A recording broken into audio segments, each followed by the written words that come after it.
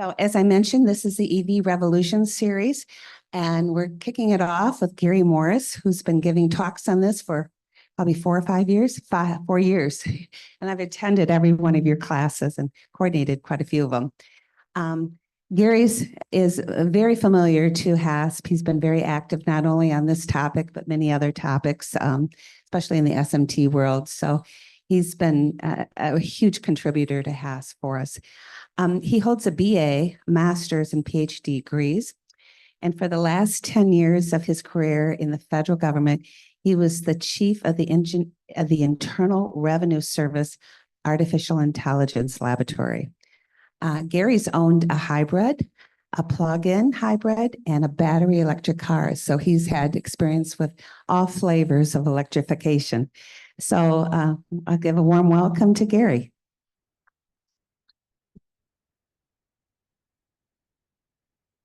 Thank you.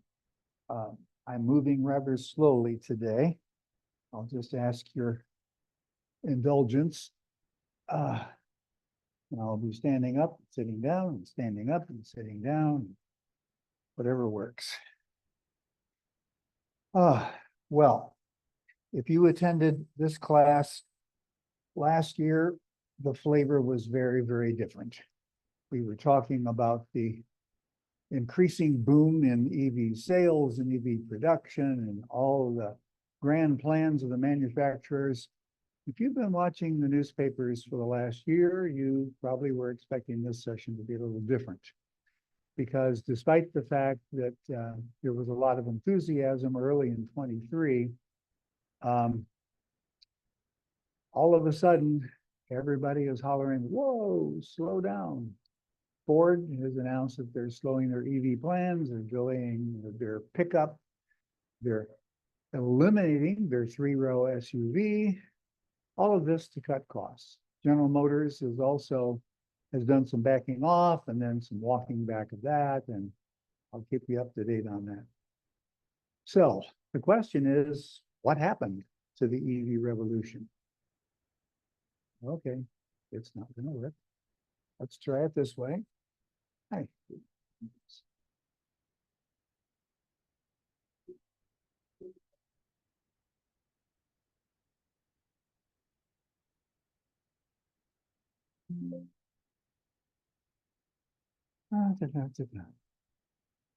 Okay. Let's deal with the answer in brief. The short answer is no. The EV revolution is not over. EVs are still, in fact, the future. Now, EV sales through 2022 absolutely soared. They were going up by 40 and 50% per year.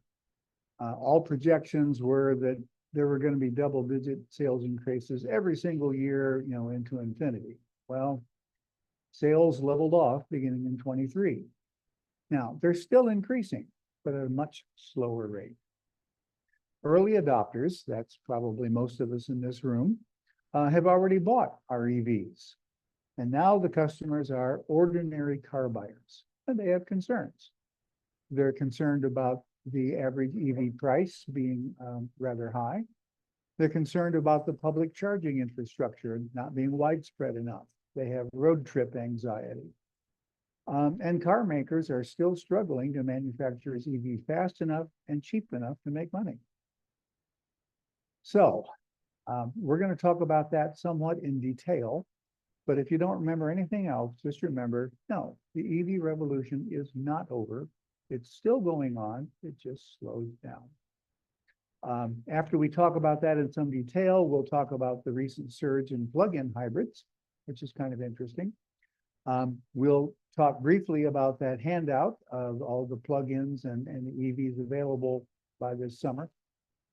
I'm going to briefly review market developments and industry moves that are probably indicative of what's coming. We'll talk about battery technology developments. We'll talk about the federal tax incentives. We'll also talk about the famous leasing loophole, and we'll give a preview of what's coming next. So, as I said, the revolution is not over, and there are a lot of reasons why. For one, California and New York still have a ban on all non-zero emission vehicles starting in 2035.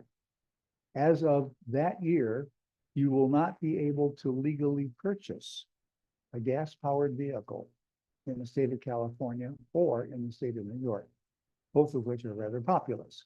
And many other states follow some aspects of California's zero emissions policy. So that is still looming for all the manufacturers. China, the world's largest car market, has also announced a ban. They have not yet set the date, but they tend to follow California. So it is expected that sometime around 2035, it'll be illegal to sell a gas car in China. And they sell more cars there than in the US and Canada combined. Now, other nations have also followed suit. Norway, which of course has the highest proportion of EVs in the world, something like 40% of all the cars on the road in Norway are already EVs. They said by 2025, it will be illegal to sell a gas car there. By 2030, all of these nations have said, yep, me too. By 2035, England is going to ban even hybrid vehicles and plug-in hybrid vehicles. And even Quebec is going to start getting into the action. By 2040, France, Singapore, Sri Lanka. And I'm not sure why the world is waiting for Costa Rica, but it'll be illegal there too by 2050. Now, another reason is that the motivation for the revolution is still with us. Transportation is responsible for roughly half of all the greenhouse gas emissions in this country when accounting for the fuel production emissions as well as driving. No, I'm talking, well, flying is a small part of it, but 50% covers all of transportation. And in California, 80% of all the air pollutants come from transportation. So the need has not gone away. So if the problem isn't going away, the solution can't go away. Now, the current administration recently announced the strongest ever pollution standards for cars. Those are standards that apply in all 50 states, and they are the toughest they've ever been. The only way a manufacturer can meet those standards is to increase the number of zero emission vehicles. No other way out. And if they don't, there are enormous fines.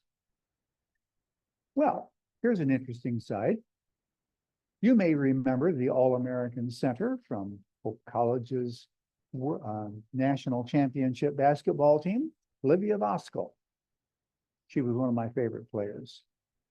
Well, you know, time marches on, and now Olivia isn't a basketball player anymore. She's a businesswoman. She works for a consulting firm. So I'm going to ask you to put on your imaginations. You have a new job. You are the production forecaster for General Motors. Your job, and a highly compensated one, you want to loan me money, just talking with the client. Your job is every quarter you have to tell GM how many cars it's going to sell in the next quarter in every segment. Then all the production people ramp up or ramp down their production to meet your targets. And it's really helpful when you're right. Well, the good news is the quarter's coming up, but you've been given permission to hire a consultant to help you. And lo and behold, Olivia is assigned to you, a brilliant young woman. So as soon as she's settled into her desk, you say, hey, Olivia, I need some data on car sales as recent as possible. I'm particularly interested in EV sales, but you know, give me whatever you've got. Well, being the very thorough and bright young woman she is, she gives you a very large chart with all kinds of data, which looks like a little too much work for you. So you say, hey, Olivia, can you simplify this? I'm particularly interested in EV sales. Can you show it to me a little simpler? And the next day she comes back with this chart. And you look at this thing and say, look at the shape of that curve. Looks like it's going out of sight and it's already crossed 1 million vehicles. Wow, you are quite impressed. You trust her statistics implicitly. So you run to Mary Barra, the CEO of General Motors, and say, Mary, EV sales are going through the roof. And everybody seems to be jumping on the bandwagon. We don't want to be last. I think we need to ramp up all of our production plans for EVs. We need to get those battery factories built as quick as we can. We got to deal with the union over this. And we got to tell our advertisers, hey, tell the world that if you want an EV, General Motors is going to produce them. Just wait a little while. Don't mention when the cars will be available. Just tell them about all the terrific cars we're going to be making. Well, because you are such a highly valued vice president, Mary takes all of your advice. And the advertising changes. If you've been watching any sporting events, you know that EV advertisements for a while were better than half of all the car ads. And Mary goes out and gives press conferences and press releases saying General Motors is on top of this. We're going to have an all EV lineup by no later than 2030. We're going in all in. Your bonus looks pretty good this year. Well, a few months later, you tell Olivia, yeah, I think you need to update our statistics just to see how we're doing. So Olivia comes back with an updated chart. And you look at the right side of that and say, whoa, what happened? I mean, okay, the line is going up very, very slightly, but I mean, compared to all the previous years, this is an immense slowdown. You got to go tell Mary Barra that we need to adjust our production. If we build factories as fast as we can to build EVs, we won't be able to sell them. We build battery factories as fast as we can, we won't have any cars to put them in. And maybe we ought to slightly adjust our advertising. Mary is not particularly pleased with you. Good thing you haven't spent your bonus yet. But she takes your advice. And so she begins walking back all of the predictions that General Motors had been making about how soon we're going to have how many EVs and how great they're going to be. Well, you can take off your imagination hat now, because I'm going to tell you this is exactly what happened at General Motors, only it wasn't Olivia. This is exactly what happened to GM, and it happened to Ford, and it happened to every automaker that depends on sales in the United States. They all saw the same data and said, whoa, what happened? Why did the sales curve suddenly almost flatten out? Well, there was a reason. All of us early adapters had already bought our EVs. Some of us had bought more than one. But all the enthusiasts had already voted with their wallets. And now we're trying to sell to the average car buyer. And the average car buyer had some concerns. First of all, they perceived a price barrier. And in fact, in January of this year, the average EV sold for $55,353. I don't think that's a terrible price, but the average gas-powered vehicle was selling for only $47,400. If you were looking at comparable vehicles and saw that big a difference, you might say, these are new cars only. Yes, not used cars. Now, that's a little bit deceptive because there's a pretty wide price range for electric vehicles. If you look down this list, yeah, there's a lot of cars that cost quite a bit more than $47,000. There's also a lot of cars that cost less. But the public perception was based on the cars that they hear about the most. Tesla Model Y, that goes for $47,000 base model. But a lot of people don't buy the base model. They like that extended range battery and they like a few other goodies, and they're paying $50,000 plus. Or maybe they want a Mustang with a base price of just under $47,000. I bought a Mustang and I paid a whole lot more than $47,000 because the bells and whistles on the higher price trim are really, really nice. I love my car. I love everything it has, but I wrote a pretty big check. So price barrier, at least in the mind of the average buyer, it's still there. Now, there are other concerns too. One is the public charging infrastructure. As you know, the federal government has made a huge commitment to a public charging infrastructure. They want to put 500,000 charging ports out there along the interstates and the US highways. But the Washington Post ran an article this spring saying 500,000 is the target. You know how many have been installed? 17 total. The rollout has been rather slow, and I'm sure you're dying to know why. And next week, Dave's going to explain the whole thing. Save all your questions for Dave Couch. Another issue is that many dealers won't stock or don't stock or promote electric cars. And for good reasons. They're not really into cutting their own throats. I mean, at almost all dealerships, 80 to 90% of their profit comes from the service department. Well, guess what's the big draw for us for electric vehicles? They don't need service. They don't need much of anything. And in fact, when I bought my Mustang, Ford had to really scratch their head to come up with any reason why I should go to the service department at all. They finally came up with one. They told me every 10,000 miles, you should bring it in so we can check the cabin air filter. I am not kidding. That is my maintenance schedule for my Mustang. Now, of course, you know, tires and windshield wipers will eventually wear out. But that's it. I mean, my brakes are going to last forever because the brake pads are almost never used. I have regenerative braking. My previous car was a plug-in hybrid with regenerative braking. I finally passed it on to my grandson. It has 150,000 miles on it. Every time Honda looks at it, they say, those brakes are brand new. You just don't wear out the brakes on an EV.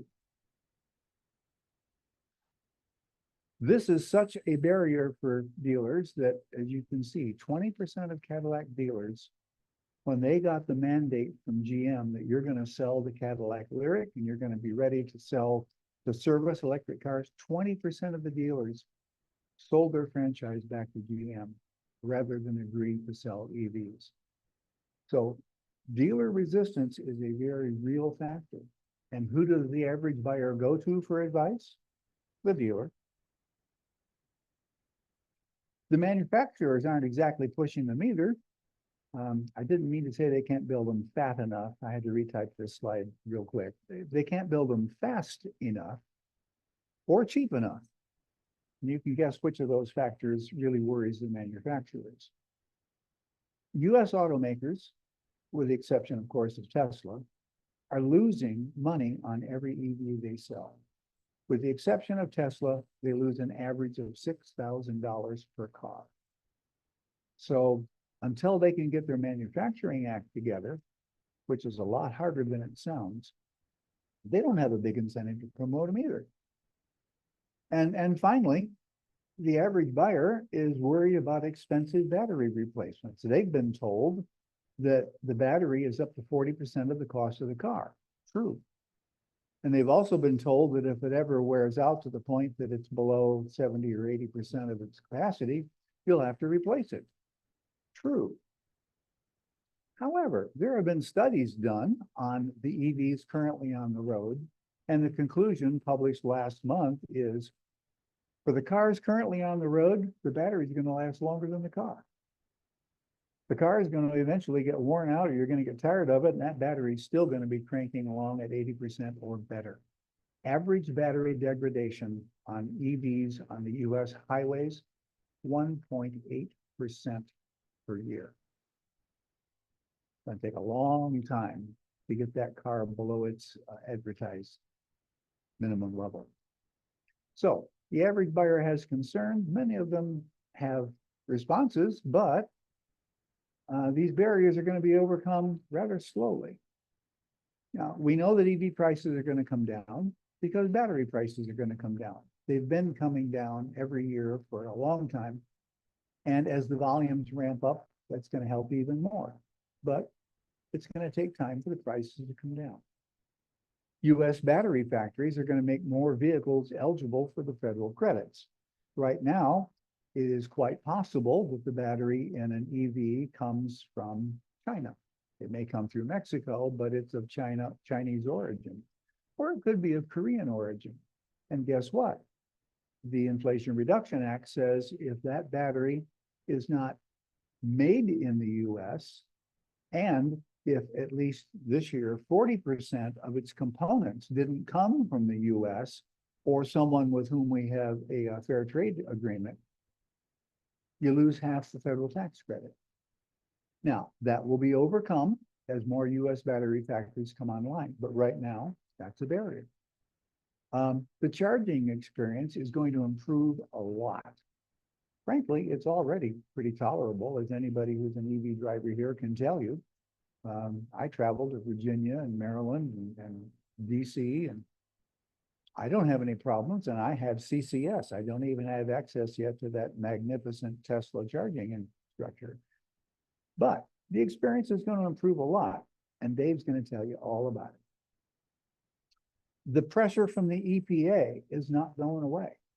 Well, depending on the results of the coming election. But EPA pressure to reduce emissions is a matter of law. And to eliminate those requirements is going to be difficult, even for someone who's prepared to bully the federal government.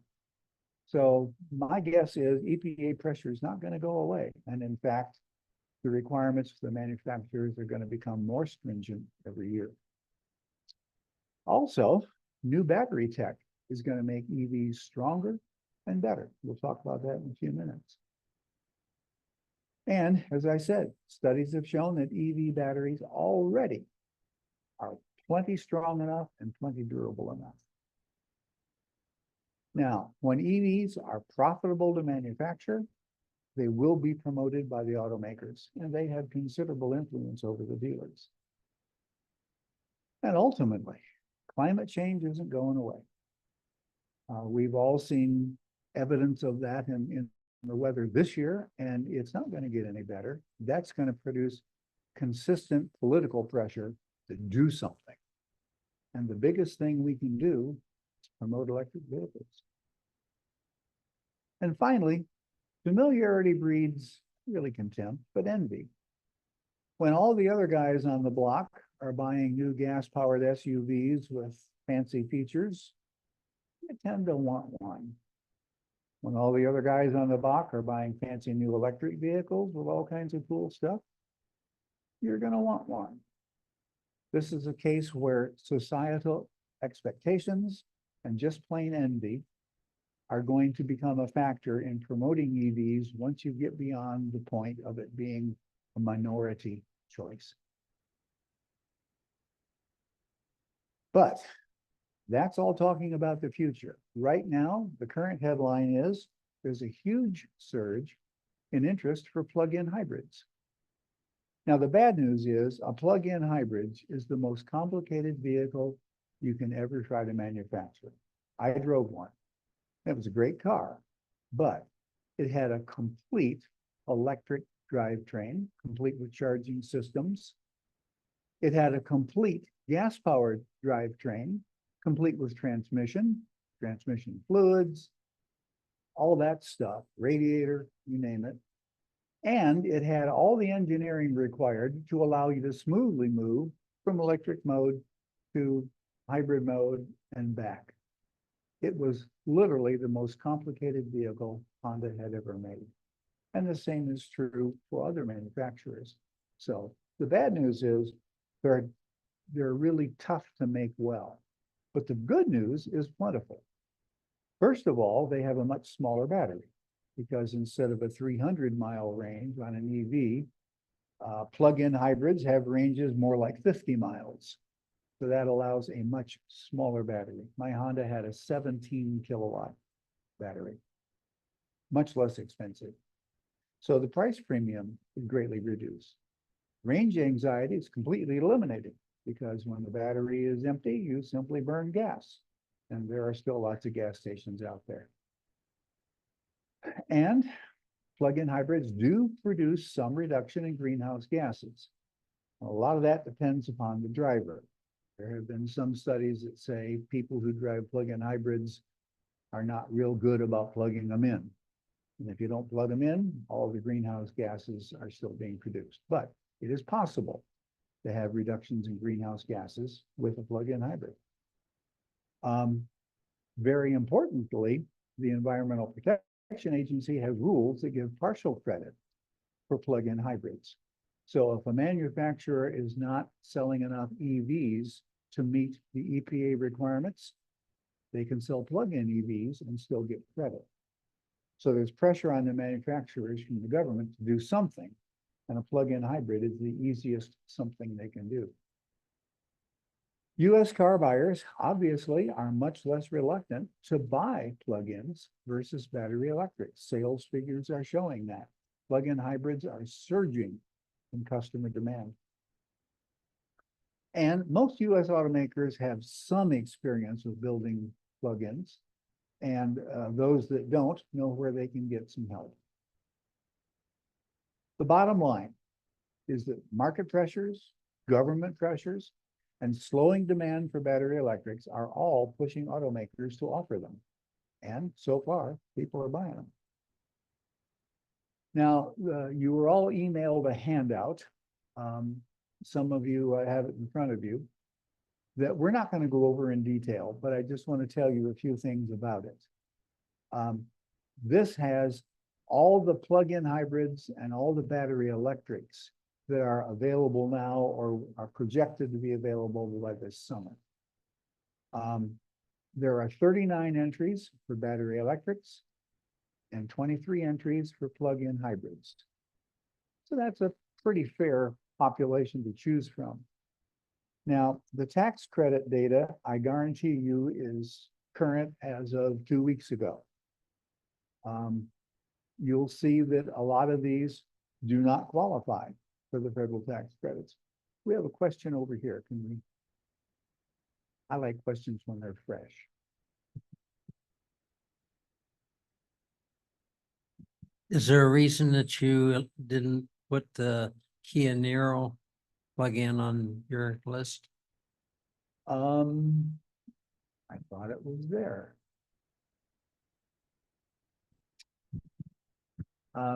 Let's say driver error. Kia Niro is still available, and in fact, we're hopefully going to have one in the show. I just plain missed it. Sorry about that. I do want to say a word about the manufacturer's suggested retail prices. As you may have noticed, there's been a lot of volatility in the markets. And furthermore, when I was trying to find the current suggested price at the dealerships, it kind of depends on who you ask and when you ask them and which model they have in mind. So the MSRPs that are listed in this handout are my best effort, but please do not take them as gospel. If you're interested in a particular car, you're going to have to find out what the dealers are currently charging. What kinds of incentives may or may not be available. The federal incentives you can count on. This is from the IRS database. Are there any questions about the spreadsheet before we go on? Another question over here.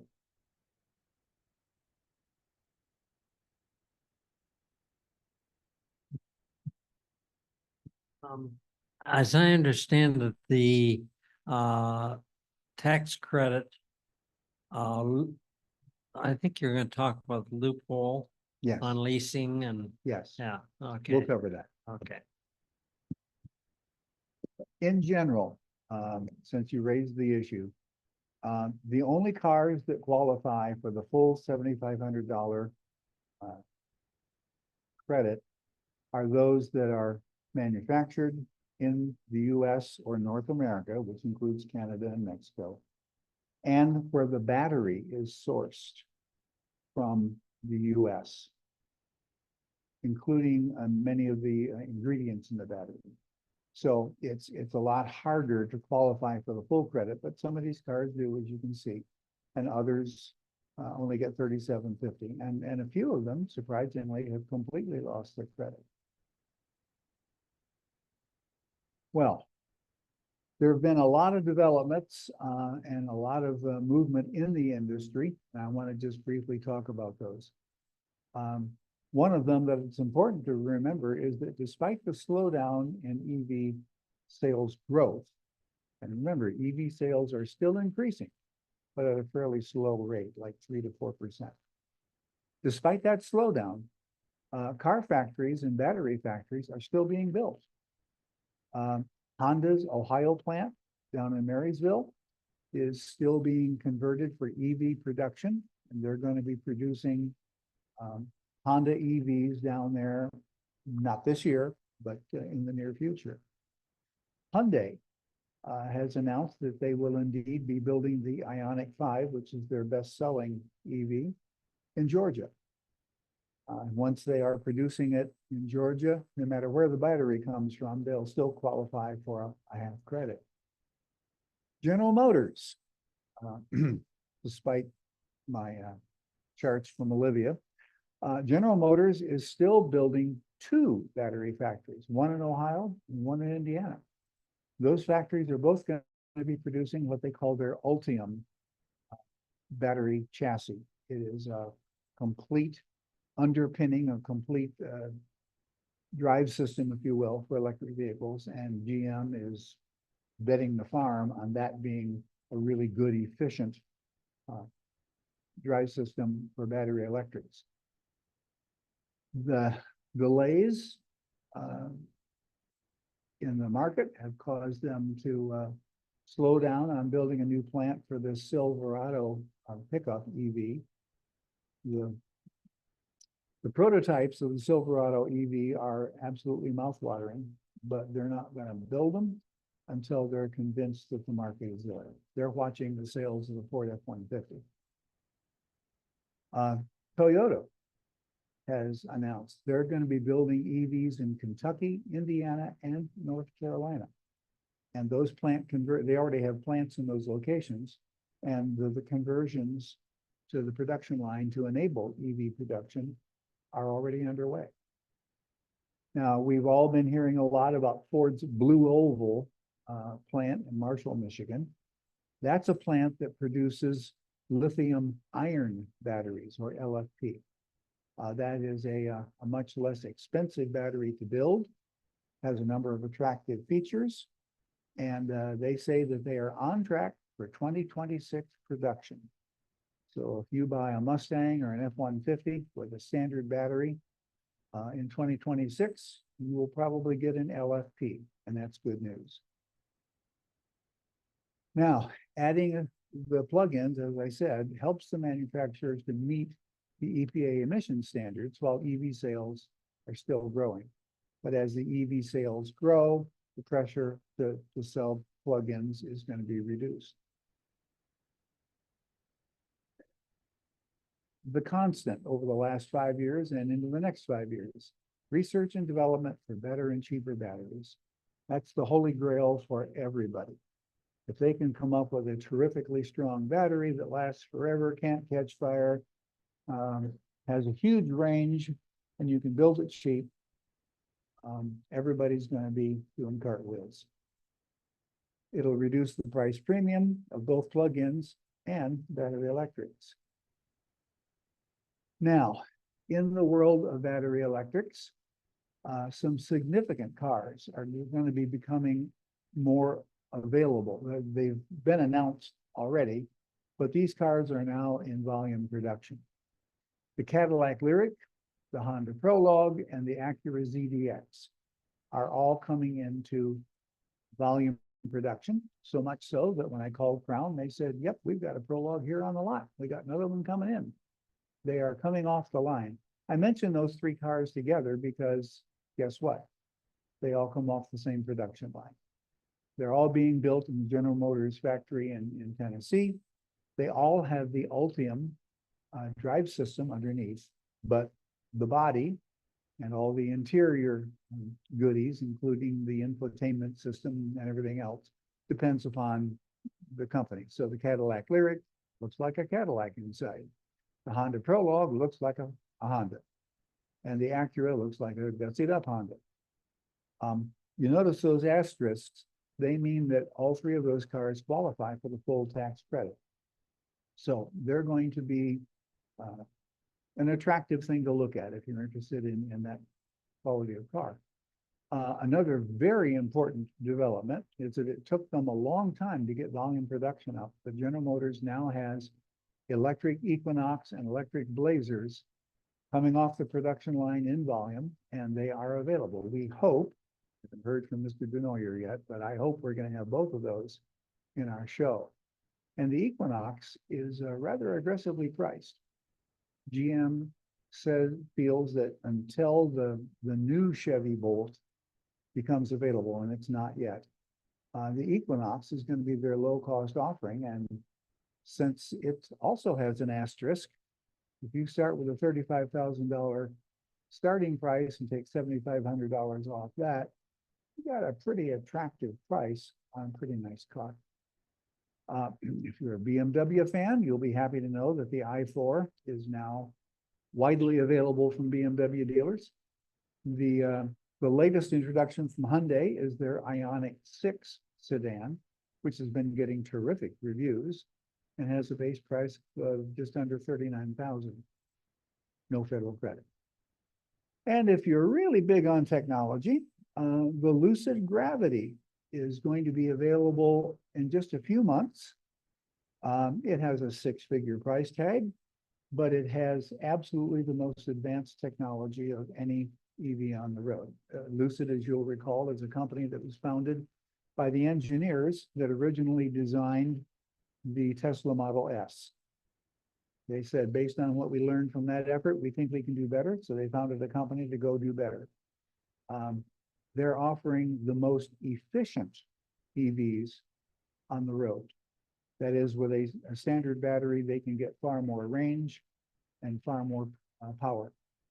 The Lucid Gravity has a 440-mile range. That is the largest standard range available.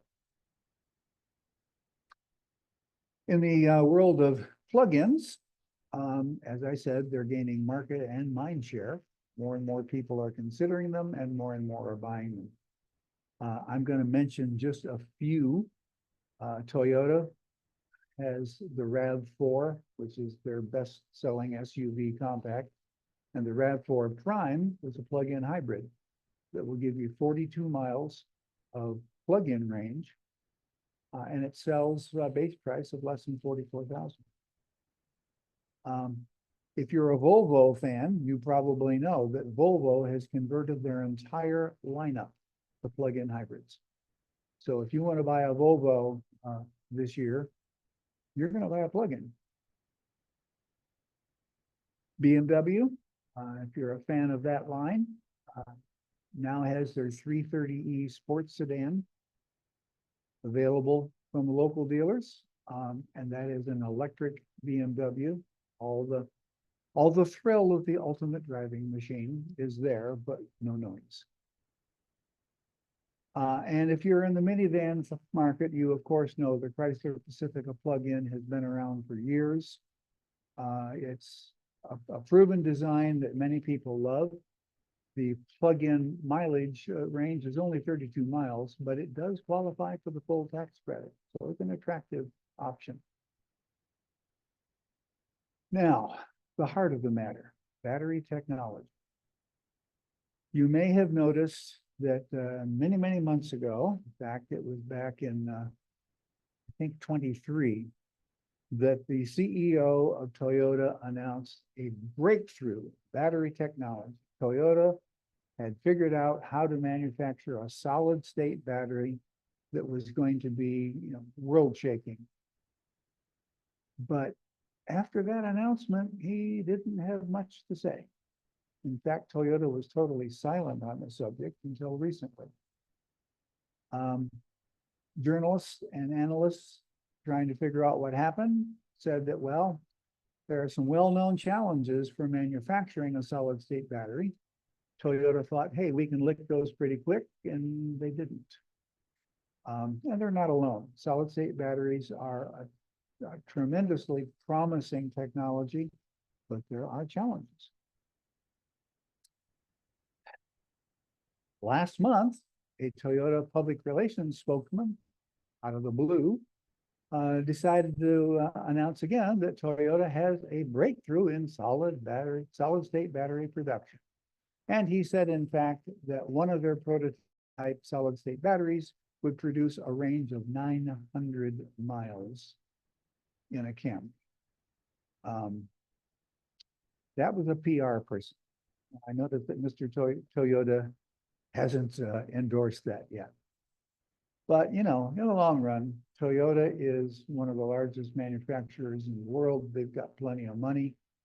They're long-term oriented. They're not worried about this quarter's profits. They're worried about what they're going to do in 5 years. And they've got a lot of engineering talent. They also have tremendous experience with batteries. After all, the Prius is what kind of got all this started. So I think the jury is out. In the long run, I would bet that Toyota is in fact going to produce a really great solid state battery. I would not bet that it's going to happen next year. Another very interesting development, excuse me a second. I can only sit for so long. I can only stand for so long, which is a problem.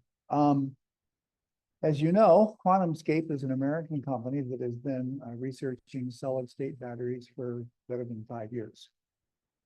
Their major investor is Volkswagen. Volkswagen has a subsidiary called VW Power Co., which is their battery manufacturing subsidiary. They recently made an announcement that I thought was really significant. QuantumScape has given an official license to VW Power Co. to manufacture the solid state anode-free battery that they have been developing. They feel that it is to the point where it is usable in the vehicle. They have proven that with samples that they've sent to various automakers. And VW now feels that they can manufacture at a reasonable cost this solid state battery. That license means that VW is now putting their money where their mouth is, because they're going to build a factory specifically to build this battery. They think it's that solid. What's really important is that QuantumScape's license is non-exclusive. They are free to offer that same battery technology to any other automaker that wants it. I'm guessing that the other automakers are going to wait and see how VW does with this, but unless some barrier arises, you'd be kind of stupid if you don't have your own solid state battery plan in place. Go talk to QuantumScape. They will give you a license to manufacture. Notice that these are all licenses to manufacture. QuantumScape is not going to get into the manufacturing business. Manufacturing is hard, but by offering their battery design and all the specifics to somebody that already knows how to manufacture, this should be a winning combination. They expect to reach volume production at VW for use in, quote, high volume autos by 2028. Unlike Elon Musk, this sounds like a reasonable timetable. They're not promising they're going to have it anytime soon, but in 3 to 4 years, they expect to be putting solid state batteries into Volkswagen cars. Now, they'll probably start with the Audis and the Porsches, but you better believe if their manufacturing cost is within reason, we're going to be seeing a brand new VW ID4 that's going to have a world-changing battery in it. With that battery, QuantumScape has already demonstrated. Oh, another question.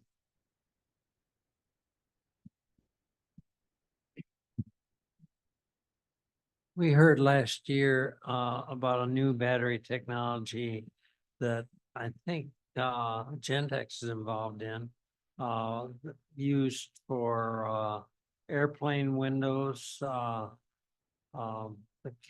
chemistry was the same for that as, the new battery technology. It's, non-corrosive kind of technology. Is that move forward? Are you aware where that stands at this point? My neighbor is an engineer for Gentech. And he hasn't been saying anything about that. So I don't know the status of that, and I do not know whether that technology can scale up significantly to power a car. An airplane window is a little bit smaller. Well, as I said, the solid state battery that QuantumScape has already demonstrated can charge from 10% to 80%, less than 15 minutes. It is energy dense enough that they believe they can put this battery in an automobile and give it a 500-mile range. And the claim, which VW believes enough, we have another question over here. The VW believes that in fact it will be cheaper to manufacture. Yes, sir. When you're saying 10 to 80% charging 15 minutes, what class of charging is that? I'm pretty sure that's with a 350 kilowatt charger. As you know, when VW got caught with Dieselgate, they decided to put out the Electrify America system and they deliberately put 350 kilowatt chargers in all of those stations because they figured that's about the most they would need. So this would be using Electrify America chargers. Of course, the key thing there is it cheaper to build? Bix Norman asks, are you going to talk about Tesla's 4680 battery? Couple slides. And was there any other questions while we're paused here? Okay. One of the attractions of QuantumScape's battery is that it has no liquid electrolyte, and therefore there's nothing to catch fire. There's nothing to explode. As you probably know, every electric car has not only an electric battery, but they have an electric battery management system. And those management systems are trying to keep the batteries performing at their peak and also to stop them from catching fire. You have to control the temperature in the battery, and if necessary, you have to reduce the output of the battery to make sure that it doesn't overheat. All of that requirement goes away when you have a solid state battery. So not only are they hoping that the battery will be cheaper to manufacture, they also hope it's going to be a lot easier to manage, and that cuts down on the cost of the car. There's another development. There's an Israeli company called StoreDot that has been doing R&D on a rather limited problem. And you're probably aware that Polestar is the battery electric subsidiary of Volvo. Well, StoreDot has come up with a radical new anode design and attached it to a conventional lithium-ion battery. Polestar, which of course is an investor in StoreDot, has installed this StoreDot anode in an electric car with conventional lithium-ion batteries. The car they put it in was a Polestar 5, which is a prototype. You can't buy one yet. But it had only a 77 kilowatt-hour battery pack. That's standard battery. That's not extended battery length, but that is a legitimate size. They were able this past April, using again a 350 kilowatt charger, the Electrify America top end, CCS charging convention. They charged from 10% to 82% in 10 minutes. Now that was charging up an actual car. StoreDot obviously would like to use this as reason to sell their anode to everybody out there. I don't know that they have sold it to anybody except Volvo, but Volvo is definitely just going to pursue this in their Polestar line. And if it in fact proves out, I'm quite sure that they'll make a few other sales, because this is not a new battery chemistry. This is simply a new anode that is composed of organic micromolecules. Don't ask me to explain that because I can. So there are still some questions with an anode that is pulsing electricity into the battery at that rate. Is it going to affect battery life? Any chance that the cables are going to catch fire with that much juice flowing that fast? And what's it going to cost to produce that anode connected to your conventional battery? Until those questions have been answered, it's a very interesting experiment. I'm going to be watching it, but I don't expect to see a Ford with that anode in it anytime soon. And I do need to mention that lithium ion or LFP batteries are still a new technology that has promise to really help. The Tesla Model 3 standard range, all of them built in Texas, have been having LFPs for several years now. They've had no problems with them. And my impression is that the owners love them. LFPs last longer. They can be charged routinely to 100% with no effect on battery life. And they're cheaper to manufacture. You can guess which of those is important to the manufacturer. Ford's Blue Oval plant, as we mentioned, is going to be producing LFPs. It will be the second LFP battery plant in the US. Tesla has the first one. And they're on track for producing batteries in volume in 2026. So the Mustang standard range will definitely get the LFP battery.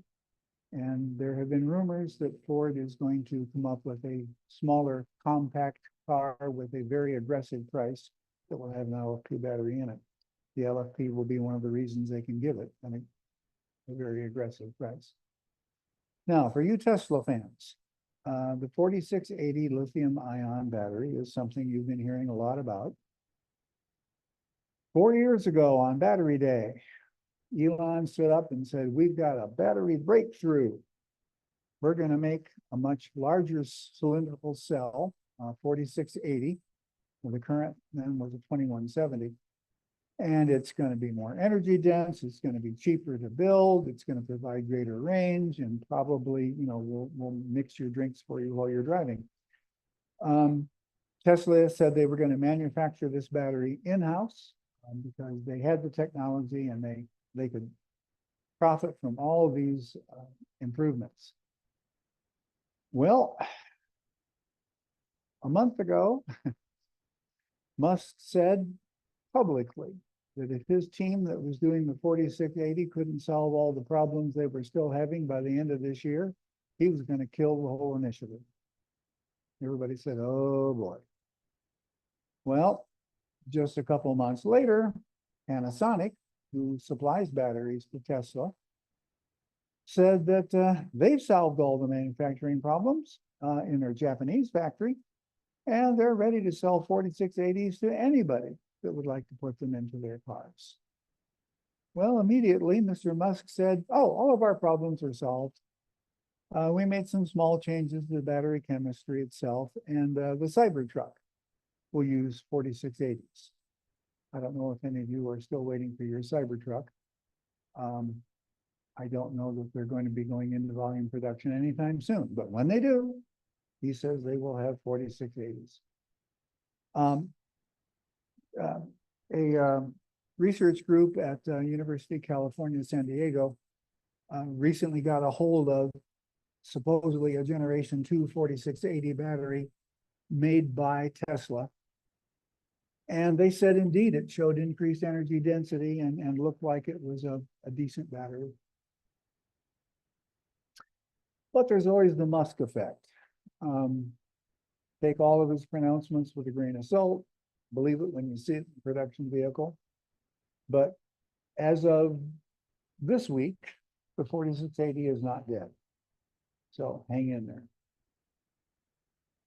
Now, let's talk about the federal tax incentives and planning. Now, you got to remember, only limited models qualify due to the battery sourcing rules. Every car that qualifies for even a half credit or a full credit is on the spreadsheet because I use the IRS data as a starting point.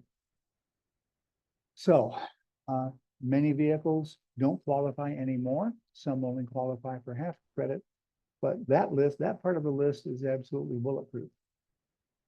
If you qualify for the credit and you buy a car, it is a non-refundable credit.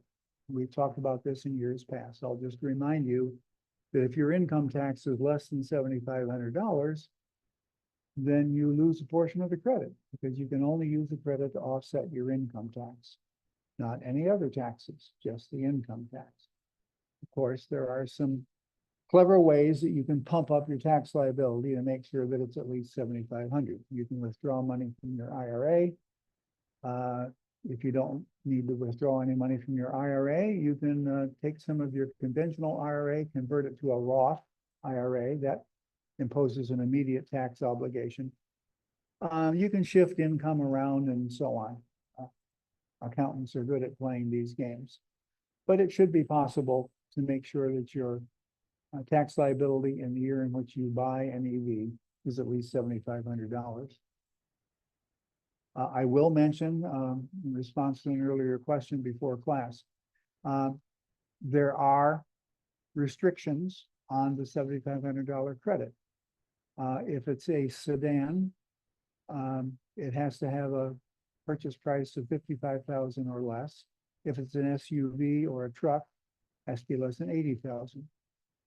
The person who is claiming the credit has to have an income of less, I think, $400,000. I trust that's not a problem for most of us. And if you're single, it's, I think, 27. The IRS website can give you the exact numbers. But within those rather broad ranges, any car that qualifies for the full $7,500 credit, you can manage to get that credit. But of course, there's also the famous leasing loophole. That is the law that provided these credits wanted to make sure that fleet buyers weren't going to be cut out because that's a source of a lot of sales and potentially a lot of EVs. So there is a loophole that says a leasing company that is buying a fleet can always get the credit for any car, whether or not it is normally qualified. So if you want to buy a Hyundai, the leasing loophole will let you get a Hyundai with the $7,500 credit. The way it works is that the credit accrues to the company that's going to lease it to you. So if you want to buy a Hyundai that costs $60,000, that's over 55, but those rules are all waived. You get this, the leasing company gets the full $7,500 credit, and if you're smart, you're going to insist that they lower the initial price on the lease by $7,500. So you're getting credit for the credit on a car that does not normally qualify. And of course, there's always the double dipper.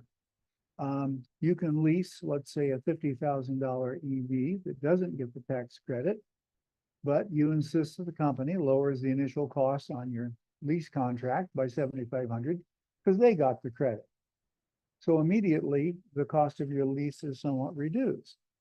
But you're going to make sure that the length of the lease is long enough that at the end, all leases have a figure for what the car is worth at the end of the lease. That's the price at which you can buy it from them when the lease is expired.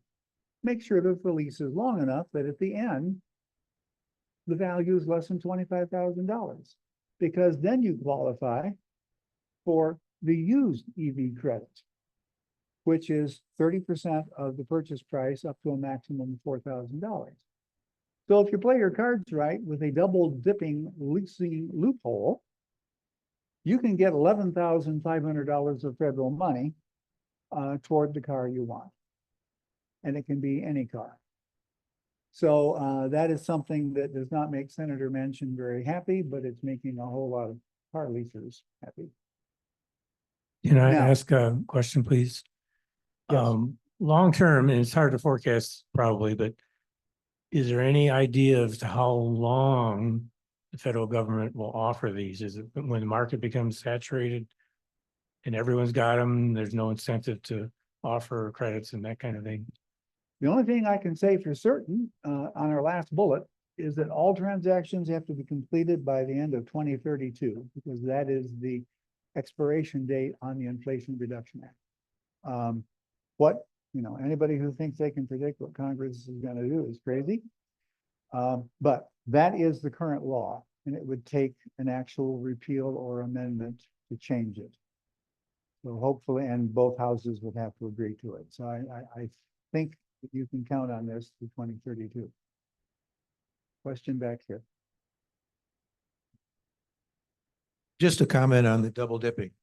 I leased my car and they told me I could not buy it when I ended the lease. They would not let, So far, that's the way it was said to us.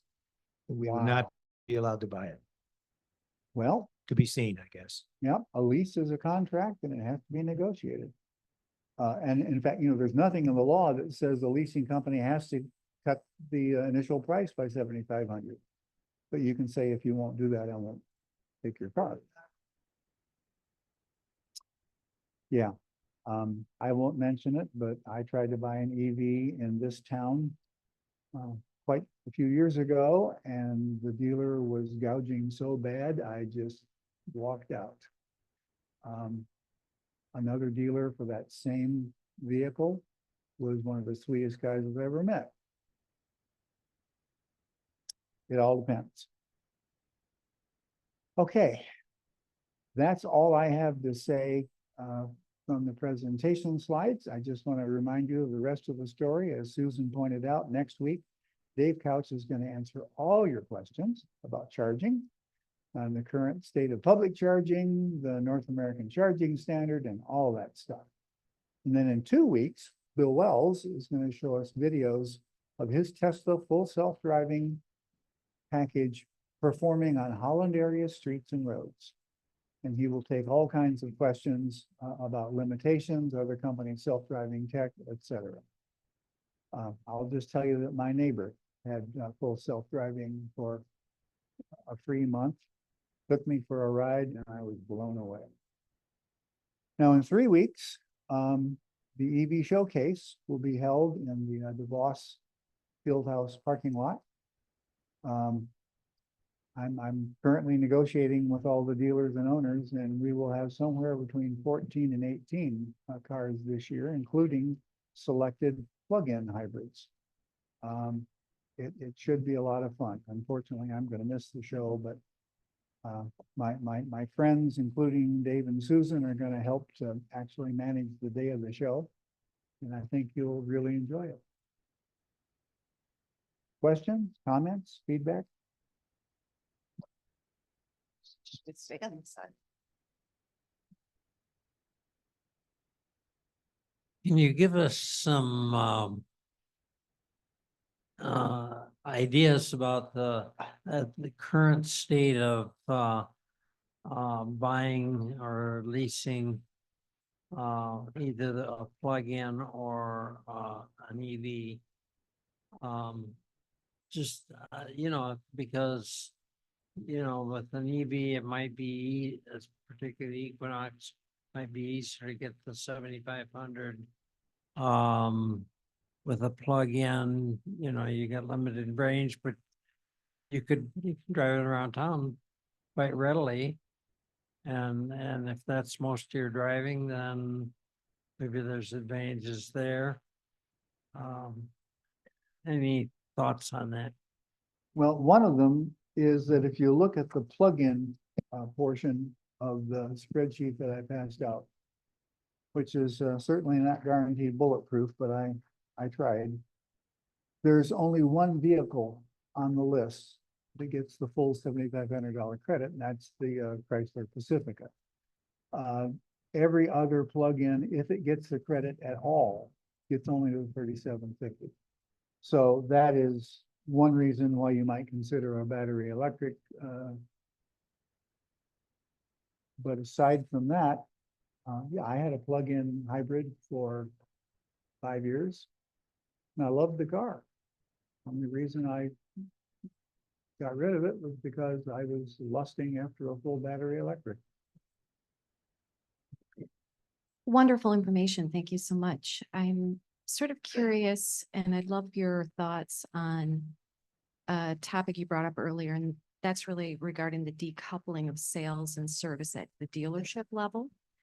Because I would say from my experience, the service now is shifting to larger, more industrial service on these types of batteries. For example, here in Holland, the North American Battery Service Center for all Volvo and Polestar cars are here, as well as every Ultium battery pack that needs service comes to Holland, and most people don't realize that. So hundreds of millions of dollars in private equity is being pushed in that direction. And it's shifting the landscape for sure for dealerships, but it's adding an entire sector for repair, remanufacture, repurposing, second life use of especially LFP batteries, and end of life recycling. So I'm just curious about your thoughts on that. Frankly, and this is just my personal feeling, is that there's a lot of evidence so far that, you know, barring an accident where you run the car into something, battery repair has not been a big issue. It does happen, but it's not a real big issue. So for the average person who wants to buy an EV, you know, personally, I'm not worried that my battery is going to fail on me. I figure it's going to last until long after I've passed on to the next car. But you're right that, you know, nationally speaking, eventually car batteries are going to have to be repurposed. As you probably know, some Tesla engineers formed a company called Redwood Technology or something. Anyway, they built a factory right next to Tesla's factory in Nevada. And they are recycling battery materials and, you know, putting them right into the Tesla factory to make new batteries. I'm not familiar at all with what's happening here in Holland, so I'll take what you say as gospel. I don't have any thoughts beyond that. The question I have is, I saw an article on the internet, so we know it must be true. A couple of weeks ago that said that there's a new study that showed first-time EV buyers are now sort of changing their mind and there's a lot of people that are disgruntled with their purpose, which is totally new news to me. I've never talked to anybody like that. But for your experience, or for anybody in the room, have you guys heard about people that have purchased an EV and then been dissatisfied with it and wanted to go back or anything like that? Personally, I have never talked to anyone who has an EV that wasn't really excited about it. I did see the news article that indicated that some small percentage, I think it was around 10% of the EV owners that were surveyed were disgruntled. I don't remember what their primary complaint was. I'm sure it wasn't purchase price because they already bought it.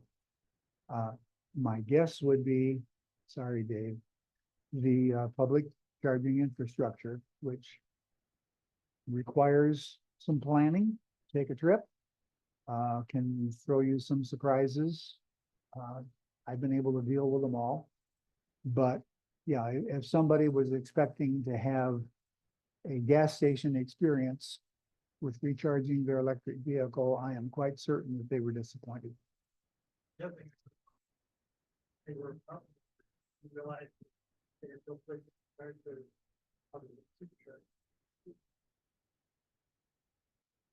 Yeah, the question was, perhaps some of those people were apartment dwellers who hadn't realized they wouldn't have a place to recharge their car. And that is a very real concern. There are several entities, one of them being the federal government, that are concentrating on trying to provide public charging at streetlights or in the parking lots of apartment buildings, because apartment dwellers don't have a garage they can plug in at night. That is an issue. I was just going to add something to that. I've heard that same statistic, and it varies by retailer.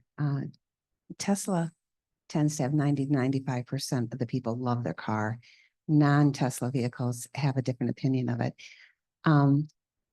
My theory is they are not being communicated properly when they purchase the car, what the implications are of owning an electric car. I think many of the people that sell you the EV, they don't understand how they work, what the charging environment is like, and what that experience is going to be like. Then I just wanted to add 3 other things about owning EVs. We own 2. Many of us in here own EVs. One of the things I want to mention is that when you register an EV in the state of Michigan, you basically prepay the gas tax. Because normally when you're buying gas, you're paying a tax the whole time.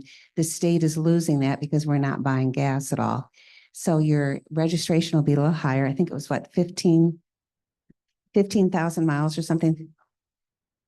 14,700 miles a year that you'll prepay it. So your registration will be higher, but that's the end of story. You're not paying the gas, but you are contributing to the roads. So if someone challenges you on that, you are paying a gas tax, just in a different method. Our experience is the insurance is higher on EVs. So check into that. And unfortunately, our experience is repairing an EV is higher than a typical car and usually takes longer. So I just wanted to throw out those 3 pieces of information for your consideration if you're thinking about buying an EV. Okay, Thank you you, have it. Susan. What you brought up, Bill, about a percentage of EV owners going back to an internal combustion engine car. I remember reading that there was some people thought there were significant flaws in the way that data was collected, and it skewed it towards more negatively than positively. I don't remember any of the numbers, but yeah. And what Tom said earlier about he can't buy his car back at the end of his lease, that is correct in my case as well. I took delivery of a new Tesla Model 3 in August 1st, and I'm not able to buy that car. I can go back to Tesla and buy another used car from them if I choose to, at whatever price they want to charge me. But I don't have, there's no, what's the term for that value at the end of your lease? Residual value. Residual value. I can't buy it at that price with the lease I have at the present time.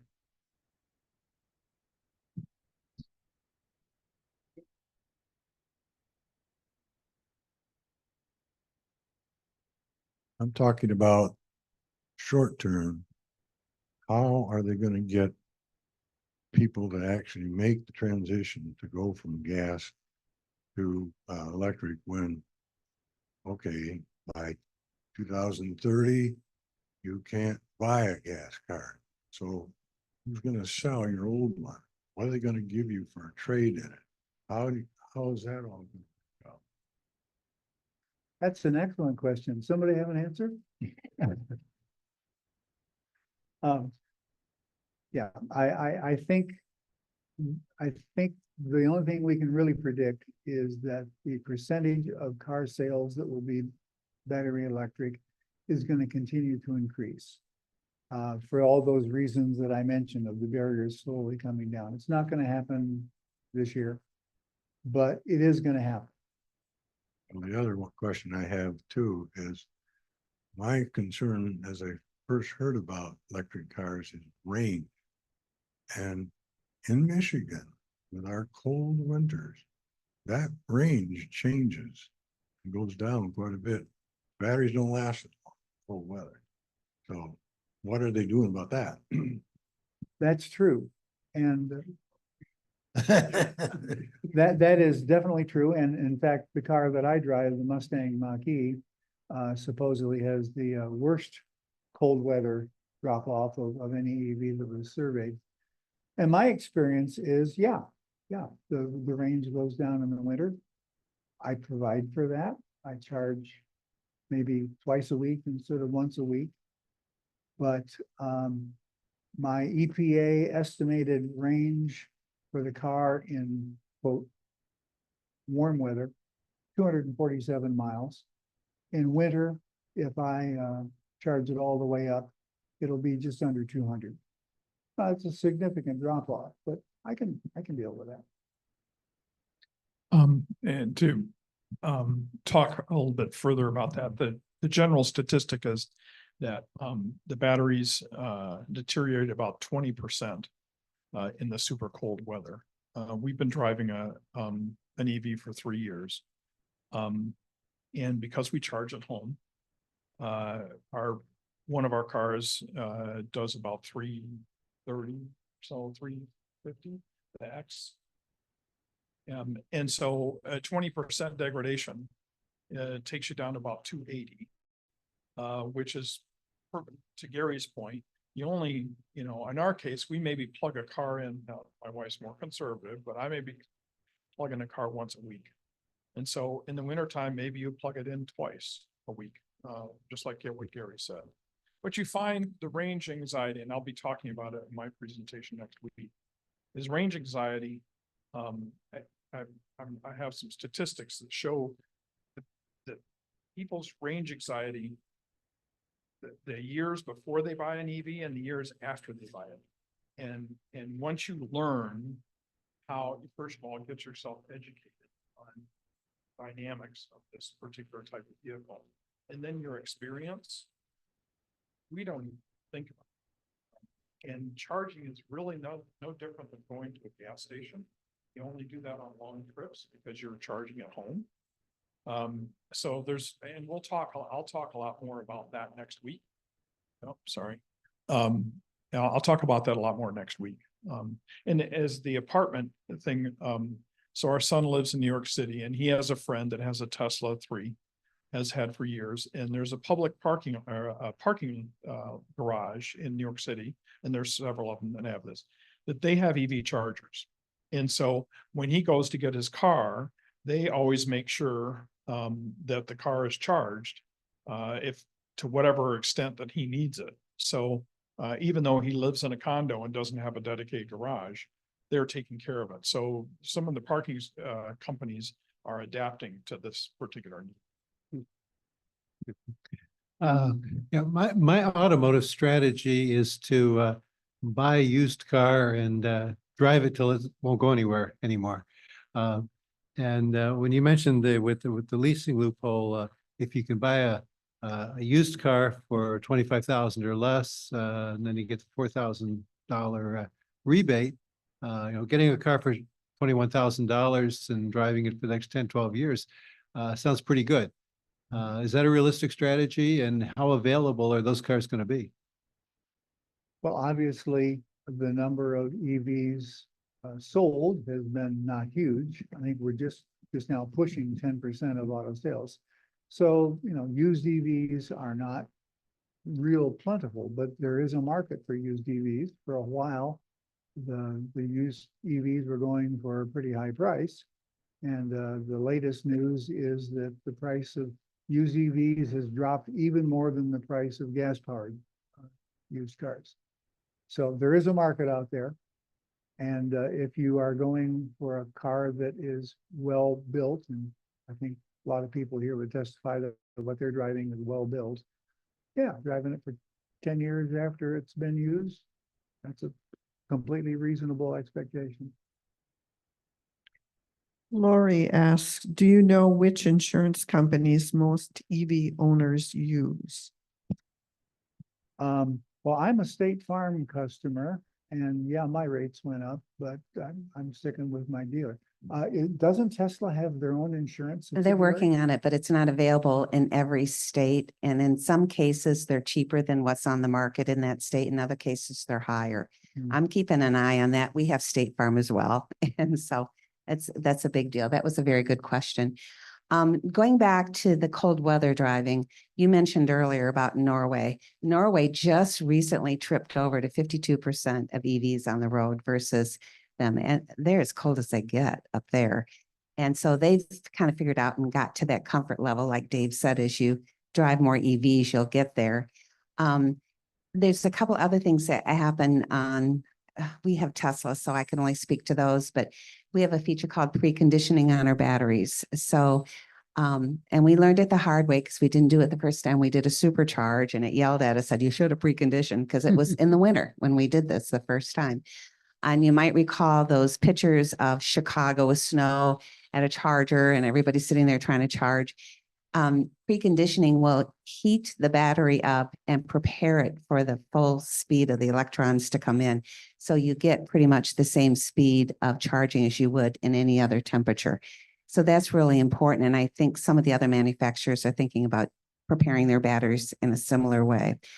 And then one other comment, I'm not an expert on this, but I have heard that even standard gas engines have some degradation in the winter on gas. So, I mean, we're all going to lose a little bit in the winter because it's a hard environment to deal with, but EVs are probably more, but it's not unlike what your current gas engine is like.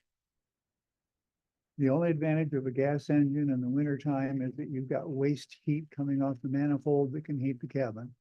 Other than that, it's dealing with the same environmental factors that an EV is. We're getting very close to the end. Any last questions? Better yet, any last answers? So I was just going to comment about your question and discussion about battery refurbishment. And this also kind of answers a little bit about the age of the vehicles, the miles on a vehicle versus the battery age. There's a company here in town that refurbishes EV batteries, not Teslas, but others. And he has a contract, this one I thought was so interesting, of Priuses in New York City, taxis. And so he has a deal. And so this taxi service in New York City puts about 400,000 miles a year on a Prius. The car is fine, but at 400,000 miles, the battery, there's a failure of some sort. So this individual, the companies send the batteries to him. He breaks them all apart, and batteries have individual cells. And usually it means there's a couple cells have degraded. So he goes through in his company and they analyze all the cells, pull out the ones that are bad and replace them with matched cells that are similar life expectancy and performance, and repackage it, and then send the battery, a refurbed battery pack back to New York City. They put it in the same cab and they keep them running. So two things that tells you: one is cabs can run for a long time, and two is batteries run for about 400,000 miles. That's an awfully long time. I know most we've ever owned a car is maybe 200,000 miles, but it tells you something about, there's a lot of press about EVs that isn't always factual or tries to find corners and so forth. And so I just, as you look at different things, be cautious what you read and how you interpret it, because the batteries, I ran a Prius, I ran a Camry, a Gen 1 hybrid for 10 years. I could not detect any battery degradation with that vehicle. I put 200,000 miles on it commuting to Grand Rapids back in my working days. Worked great. So, you know. Well, thank you, Dave. My takeaway is I'm definitely going to trade before I get 400,000 miles. Right now I'm at 25. Are there any questions online? Any other questions in the room? Okay, thank you, Gary. As usual, you do an awesome job. Just a reminder, this is Dave Couch. He's going to be the presenter on charging next week. And I know he's got lots of statistics and he'll be able to answer your questions. Over here in the corner, in the top right here, Bill Wells, he's going to be our presenter for the full self-driving, which is 2 weeks from today. This is a new class we've never had before. Bill's an expert in doing FSD. I know, Tom, you use it. You use it and Bill uses it too. So, oh yeah, this guy over here has had 5 years of experience with it. So that'll be pretty interesting. And then it wraps up with the showcase where you can actually look, touch and feel these cars and talk to the owners. There'll be every car we can get our hands on, or Gary has arranged for. So you can get a good look, up close look of them. So thank you very much for coming today. We appreciate your time and have a great rest of the day.